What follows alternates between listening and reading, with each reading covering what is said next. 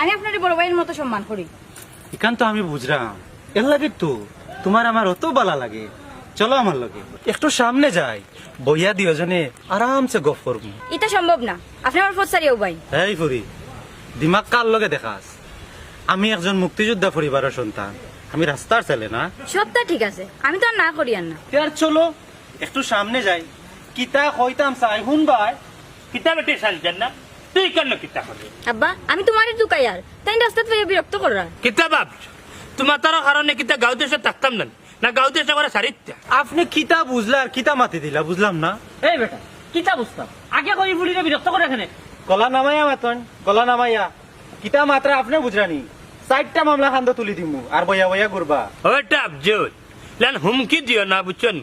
নিরহ মানুষের লগে ইটা করা কিন্তু ঠিক না। নিরীহ মানুষের উপরে এটা ব্যবহার করা ঠিক না। দেখিলি তাই নি ব্যবহার।